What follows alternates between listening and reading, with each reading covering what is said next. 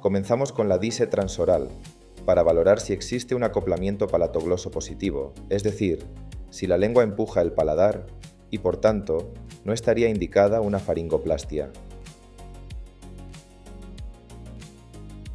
Inicialmente no realizamos maniobras. Una tercera parte de todos los sujetos tienen apertura bucal sustancial durante la dise y favorece el estrechamiento a todos los niveles, así como el fracaso quirúrgico. Usamos la escala Botte para velofaringe, orofaringe, base de lengua y epiglotis, con grados 0 a 2. Se recomienda observar un mínimo de 2 ciclos respiratorios o 1 minuto por segmento para evaluar los colapsos, vibraciones y el patrón de obstrucción. Un ciclo se define como la secuencia de ronquido, apnea, desaturación y apertura del colapso con recuperación de la saturación de oxígeno. El colapso puede ser anteroposterior, lateral o concéntrico. La maniobra chin lift consiste en el cierre manual de la boca para llevar a una oclusión suave. Permite identificar si la obstrucción mejora con la simple estabilización de la posición de la lengua y el cierre de la boca. En esos casos, estaría indicado un dispositivo oral o una mentonera correctamente diseñada. Las habituales no cierran la boca y favorecen la retrognatia. Veremos ahora cómo cambia el calibre de la vía aérea con la boca abierta versus chin lift. Realizamos repetidamente la maniobra.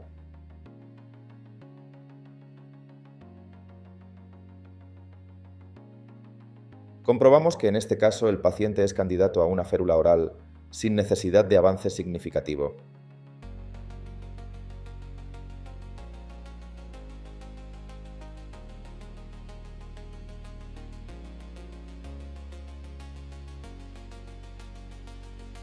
Si está disponible, preferimos el uso de DAM ajustable, que no debe exceder el 75% de la protrusión máxima fisiológica.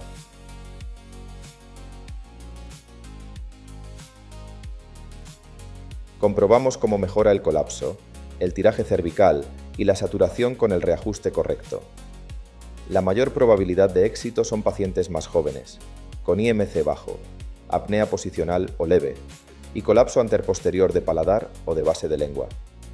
Por el contrario, aquellos con colapso concéntrico completo del paladar o lateral orofaríngeo tienen una alta probabilidad de fracaso. En este caso, se desacoplaba de la arcada superior y por eso no funcionaba.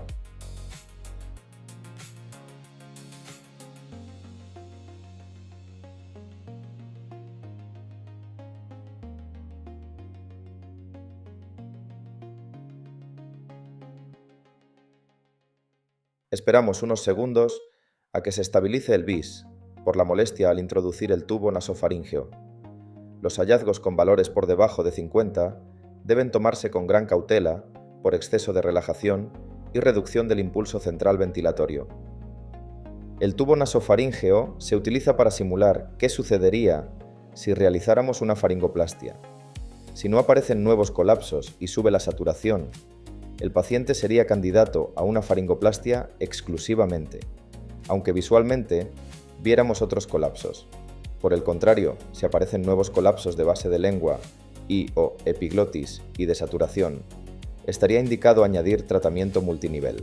Según la ley de Starling, un colapso completo velofaríngeo protege y previene de colapsos más inferiores porque corta el flujo de aire y anula el efecto de ley de Bernoulli, en la que cuanto más estrecho es un tubo, más rápido circula el aire y más presión negativa ejerce sobre las paredes, alcanzado la presión crítica de cierre y el colapso.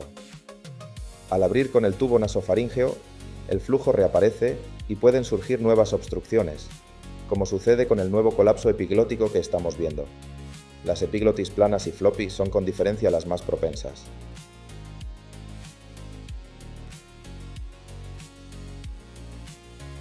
Finalmente colocamos la CPAP. Usamos siempre mascarilla nasal, dado que precisa menos presión, al no favorecer la retrognatia. En caso de fuga oral, se indicaría mentonera. Si hay clara patología nasal, deberá ser tratada, dado que además de mejorar la adaptación a la CPAP, favorece la reducción de hasta 1 a 2 centímetros la presión.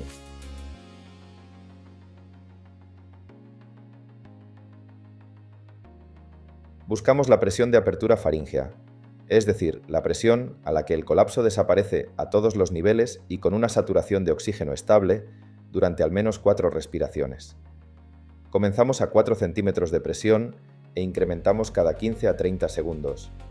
En esta fase, estamos luchando contra la anatomía del paciente y el impulso central respiratorio estimulado por las apneas.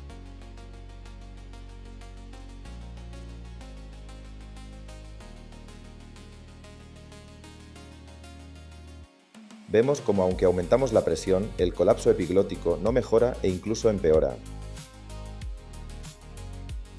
Una vez alcanzada la apertura faríngea, vamos bajando la presión hasta alcanzar el cierre faríngeo de nuevo. En esta fase, solo luchamos contra la anatomía del paciente, dado que no existen apneas y por tanto no hay impulso central añadido. Si la diferencia entre la presión de apertura y cierre es igual o mayor de 2, decimos que es un mal candidato quirúrgico, dado que con cirugía solo tratamos la estructura anatómica, pero no el esfuerzo inspiratorio demasiado potente que favorecerá el colapso incluso con cirugía. En general, si la presión de apertura es menor de 8, se dice que es un buen candidato quirúrgico. En nuestro paciente vemos que es candidato a una epiglotectomía, incluso en caso de usar CPAP, porque tiene un fenómeno de trapdoor que no se resuelve e incluso empeora a medida que subimos la presión. Sin CPAP puede optar por DAM o cirugía multinivel, de faringoplastia y epiglotectomía.